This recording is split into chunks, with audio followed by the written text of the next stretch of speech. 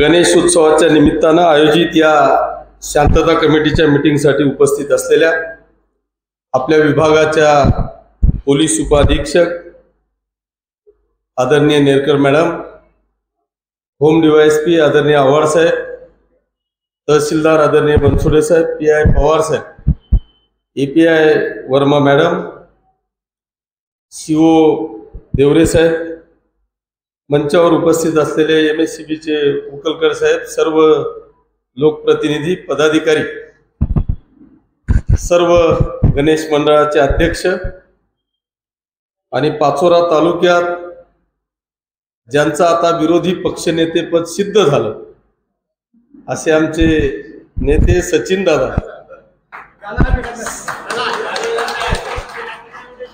अरे महाराष्ट्राला मिळालेलं नाही ते पाचोऱ्याला मिळालं. एकटे आहेत ना आता, विरोधी पक्ष नेते झाले ना. मी तेच म्हणलं, मी त्याच्याकरता विशेष तुमचीवाली हे केली. सर्व पत्रकार बांधव, बंधू भगिनी आणि मित्रांनो, मी पहिल्यांदा तुमचं सगळ्यांचं मनापासून अभिनंदन करतो, कौतुक करतो. मी देखील 25 वर्षापासून या पाचोरा शहरामध्ये राजकारणामध्ये आहे, परंतु मला वाटतं अशी व्यापारी भवनामध्ये एवढ्या मोठ्या प्रमाणात शांतता कमिटीची मीटिंग ही पहिल्यांदा होते आहे. त्याच्यामुळे तुमचं सगळ्यांचं मी मनापासून अभिनंदन करतो. तर आमची शांतता कमिटीची मीटिंग 2-5 मुस्लिम 2-5 हिंदू पोलीस पीआयच्या कॅबिन मध्ये बसले की शांतता कमिटीची मीटिंग व्हायची, परंतु आज जवळपास सगळेच पोलीस पाटील, सगळे गणेश मंडळ या ठिकाणी दिसत आहेत. त्याच्यामुळे मी तुमचं खरोखर मनापासून अभिनंदन करत असताना अनेक प्रकारच्या सूचना सगळ्यांनी दिल्या, परंतु मला एक अभिमानाने सांगावंसं वाटतं की आजपर्यंत आपल्या या पाचोरा शहरामध्ये कुठल्याही प्रकारचं गालबोट न लागता अतिशय शांततेने आपले सगळे उत्सव, मग ते हिंदूंचे असू देत किंवा मुस्लिम समाजाचे असू देत, सगळ्यांचे उत्सव आजपर्यंत आपण शांततेत पार पाडले. त्याबद्दल तुमचे देखील मी मनापासून आभार मानतो. त्याच्यामुळे खऱ्या अर्थाने आपल्याला शांतता कमिटीची आवश्यकता नाही, परंतु खऱ्या अर्थाने नाव जरी शांतता कमिटीचे असलं तरी काही जे ऍक्सिडेंट घडतात किंवा दरवेळेस ज्या ज्या काही अडथळे आपल्या समोर येतात त्या अडथळ्यांना दुरुस्त करण्याच्यासाठी खऱ्या अर्थाने आजची ही मीटिंग आहे असं म्हटलं तरी वावगं ठरणार नाही.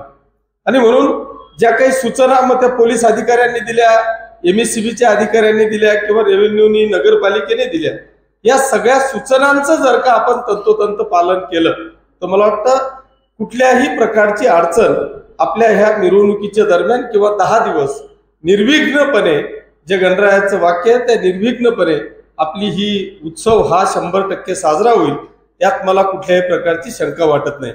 मला वाटतं उकलकर साहेबांनी जी महत्वाची सूचना केली की आपण बऱ्याचदा आकडे टाकतो, आपल्या गणपतीला आपण ते देतो, म्हणजे लाईट घेतो, परंतु खऱ्या अर्थाने मला असं वाटतं की आपण जी काही देणगी देतो, भले आपण काहीतरी आपल्याला कमी करता येईल, यांच्यावाली जी काही डिमांड नोट असेल याच्यातही आपल्याला एमएससीबीसी बोलता येईल, परंतु मागच्या काळात अशा काही घटना घडल्या की आपण आकडा टाकतो, त्या मंडळामध्ये पाऊस आला, आपण तिथे कुठेतरी बसलो आणि काही जर काही इन्सिडेंट घडला तर मात्र त्या तरुणाला किंवा तिथल्या कार्यकर्त्याला, मंडळातल्या एखाद्या भाविकाला कुठल्याही प्रकारची मदत मिळत नाही.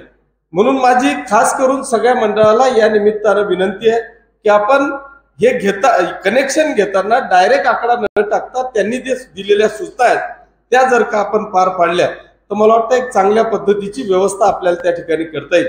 मॅडमांनी सगळ्या चांगल्या सूचना आपल्याला या ठिकाणी दिल्या. या सगळ्या सूचनांचं जर का आपण तंतोतंत पालन केलं, मला वाटतं त्या दिवशी पुन्हा 5 तारखेला जलूस आणि 6ला आपले विसर्जन आहे, त्याच्यामुळे तो एक मार्ग जर का आपल्याला काढता आला.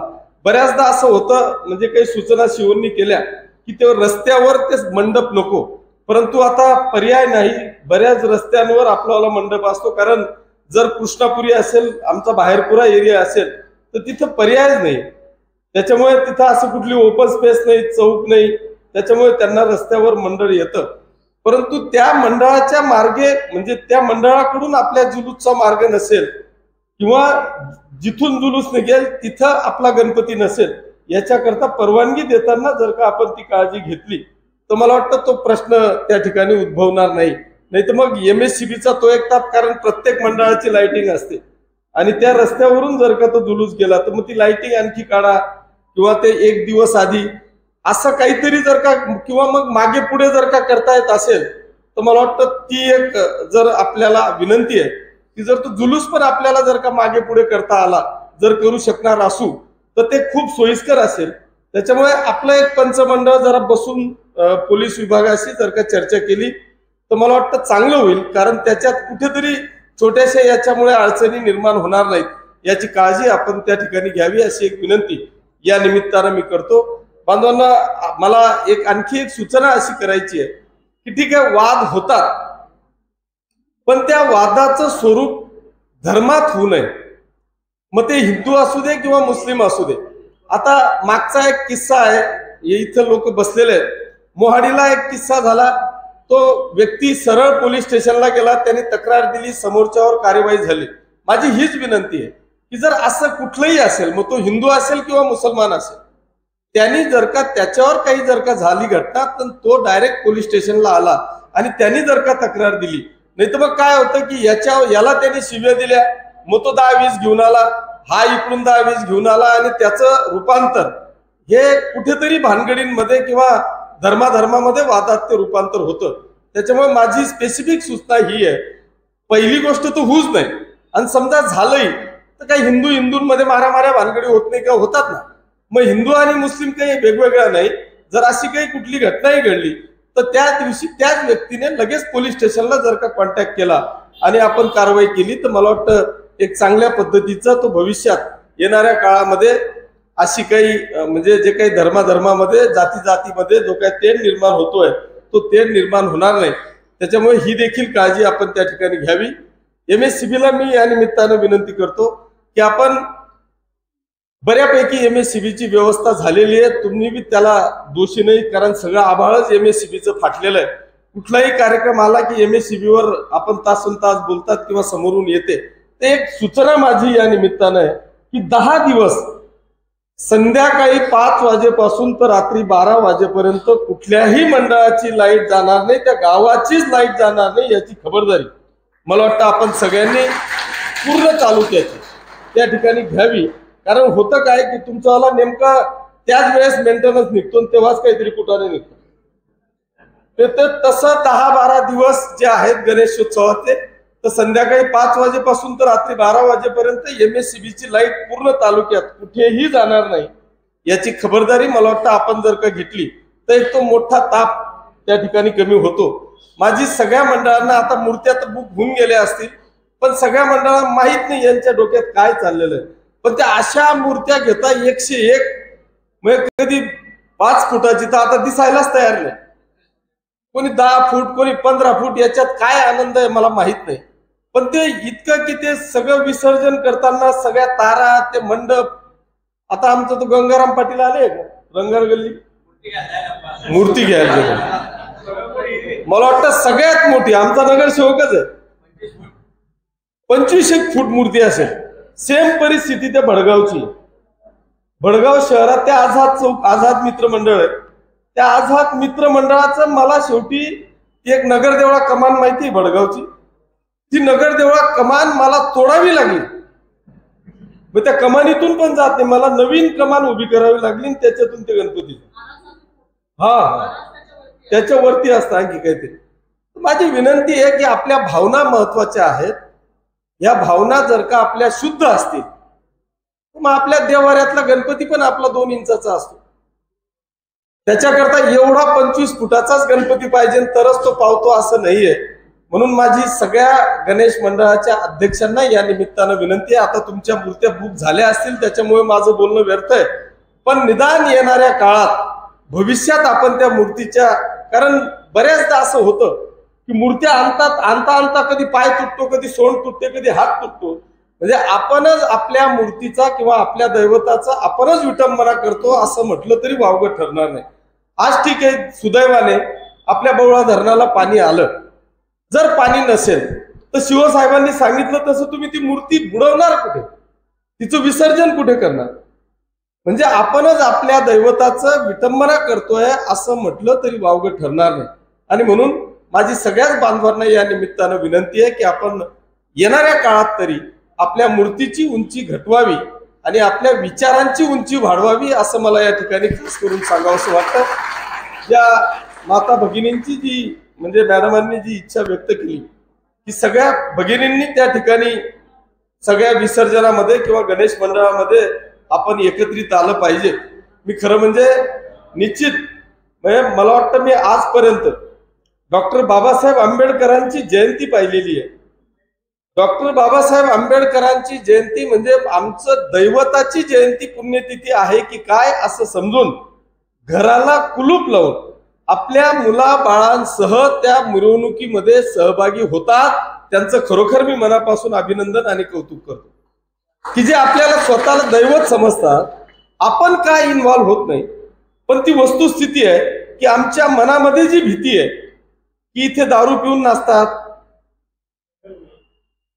इथे काहीतरी भानगडी होतील का काय. नाही तर पूर्वी मी देखील पाहिलेलं आहे, पाचोरा शहरामध्ये छत्रपती शिवाजी महाराजांची जयंती मिरवणूक निघायची त्यावेळेस प्रत्येक घरातली आमची माता भगिनी बाहेर निघून महाराजांचा पूजन करायची, रांगोळ्या टाकायची, फुलं टाकायची. परंतु आता तो विषय कुठेतरी लयात जाताना दिसतोय. तुम्ही चांगली सूचना मांडली. माझी खरोखर या निमित्तानं विनंती आहे की तुम्ही तुमच्या मनात जर का तो तसा धाक धोका असा काही असेल, पण त्याच्याकरता एक महत्वाचा विषय आणखी असा असतो की आपल्याला जसं नगरदेवळ्याला त्या नगरदेवळाकरांचं मी खरोखर मनापासून अभिनंदन करेल. त्यांनी 2-5 वर्षापासून अशी प्रथा पाडली, एक गाव एक गणपती. मग तो जर का एक गणपती असेल तर या महिला येतील. आता इथे इतके मंडळ या कोणत्या कोणत्या मंडळात फिरतील, हा पण एक प्रश्न आहे. त्याच्यामुळे जर का तो एक गाव एक गणपती असला, एक मंडळ असलं, तर ह्या सगळ्या जसं बाबासाहेबांची जयंती निघते एकच जयंती असते, मॅक्झिमम 2. पण मग त्या मुख्य प्रवाहामध्ये मुख्य जयंतीमध्ये त्या सगळ्या भगिनी एकत्रित येतात आणि आपल्या देवाचं आपल्या बाबासाहेबांचं नामस्मरण करत त्यांचा जय जयकार करत खऱ्या अर्थाने ती जयंती उत्सवामध्ये साजरी करतात. म्हणून माझी विनंती आहे की आपण येणाऱ्या काळात मंडळ आपल्याला कमी करता येतील का आणि जास्तीत जास्त आपल्या सगळ्यांचा सहभाग त्याच्यात नोंदवता येईल का, आपण येणाऱ्या काळामध्ये निश्चितपणे प्रयत्न करू. परंतु जर महिला भगिनींना आपल्याला जर का सहभाग नोंदवायचा असेल तर आपला सेंट्रल पॉइंट छत्रपती शिवाजी महाराज चौक आहे. मग त्या चौकात तरी आपण सगळेजण एकत्रित येऊन आपल्याला एक आनंदामध्ये तो विसर्जन आपल्याला त्या मिरवणुकीचं करता येईल का, हा एक प्रयत्न निश्चितपणे या ठिकाणी आपण करू. मॅडमांनी आज पण ते बोलता बोलता विसरून गेले, कारण ते पुन्हा दुसऱ्या वर्षी तेच सांगितलं असतं. हा आमच्या सगळ्यांच्या वतीने पुन्हा एकदा तुम्हाला वाढदिवसाच्या शुभेच्छा. आपल्याला परमेश्वर उदंड निरोगी धनदायी आयुष्य देव आणि आपल्या हातून या समाजाची सेवा हो. परंतु आपण दिलेले आदेश मला वाटतं पहिल्या पवारांनी जरी निभवले नसतील तरी हे पवार निभवतील असं मला वाटतं. नाही मागचं जाऊ द्या, हे यावर्षी तर या पवार हे पवार मला वाटतं निश्चितपणे जे काही मॅडमांनी आपल्याला कमिटमेंट केलेली आहे ते निश्चितपणे करतील. मी पुन्हा एकदा आपल्या सगळ्यांकडून रास्त अपेक्षा या ठिकाणी व्यक्त करतो. दुसरी एक विनंती मॅडम अशी असणार आहे की आपण बऱ्याचदा असं होतं की मागचे जे काही रेकॉर्डला गुन्हे असतात त्यांना आपण सरळ हद्दपारीचा प्रस्ताव पाठवतो आणि आपला डोक्याला ताप मिटवतो. आता जी काही परिस्थिती आहे त्या संभाजीनगर जिल्ह्यात जर का कुत्रे जास्त झाले तर ते पाचोऱ्या जळगाव जिल्ह्यात सोडतात. पाचोऱ्यात जास्त झाले की ते आम्ही गाडी भरतो आणि तिकडे सोडून येतो. म्हणजे त्याच्याने गुन्हेगारी थांबत नाही, फक्त तिकडचा त्रास इकडे वाढतो. आता आपण हद्दपारी करतो म्हणजे काय, आपला त्रास काढून दुसऱ्या जिल्ह्यात ढकलतो. तर मला वाटतं त्या हद्दपारीच्या नांदी जास्त लागण्यापेक्षा जर का आपल्या पोलीस प्रशासनाने त्याला एक व्यवस्थित वाल्याचा वाल्मिक होऊ शकतो, मग हा गुन्हेगाराचा आपण चांगल्या ह्याच्यात त्याला प्रवाहात आणू शकतो. आमचा एक धड्या नावाचा धड्या तो एकदम अट्टर चोऱ्या करणारा होता. तुमच्या रेकॉर्डवर जळगाव जिल्ह्यात आहे. आता मी त्याला प्रयत्न केला, त्याला चहाची टपरी टाकून दिली, पोलिसांना विनंती केली की तुम्ही दररोज सकाळ संध्याकाळ त्याला बोलवा, त्याची हाजरी घ्या, कधीही त्याला कॉल करा. आता 6 महिन्यापासून मला वाटतं त्याची एकही चोरी नाही. तो चहाची टपरी चालवतोय, बरोबर आहे का सर? चहाची टपरी चालवतोय. तर मला वाटतं ह्या हद्दपारीच्या जास्त नादी लागण्यापेक्षा आपण बऱ्याचदा असं होतं की आपण त्यांना पुन्हा जास्त, मला वाटतं त्यांच्यामध्ये तीव्रता येते की आपण ऐन सणासुदाला आपल्या घरादाराला बायका मुलं आई वडिलांना सोडून आपण कुठेतरी बाहेर जातो, त्याची तीव्रता अजून वाढते. त्याच्यामुळे माझा PI साहेब, ऍडिशनल SP साहेबांच्या समोर मी आपल्याला या निमित्तानं विनंती करेन की आपण दुरुस्त करण्याचा प्रयत्न करा. हे जे काही गुन्हेगारी प्रवृत्ती होते ना, चुका झालेल्या असतात, परिस्थितीने चुका होतात, पण त्या दुरुस्त जर का करण्याचा प्रयत्न केला आणि त्याच्यात आपल्याला पुन्हा शांततेचं वातावरण जर का निर्माण करता आलं तर ते करण्याचा प्रयत्न या ठिकाणी करावा, अशी एक आग्रहाची विनंती करतो. मी पुन्हा एकदा आपल्याला सगळ्यांना उद्याच्या गणेश उत्सवाच्या निमित्तानं सगळ्यांना मनापासून शुभेच्छा देतो. आपण सगळेजण आजच्या शांतता कमिटीच्या मिटिंगला आलात त्याबद्दल आपले आभार मानतो आणि आपल्या सगळ्यांच्या वतीने पोलीस प्रशासन किंवा सगळ्याच प्रशासनाला मी आश्वासित करतो की आपण काळजी करण्याची आवश्यकता नाही. आमचा तालुका शांत होता आहे आणि उद्याही राहील एवढी ग्वाही या निमित्तानं देतो आणि थांबतो. जय हिंद, जय महाराष्ट्र.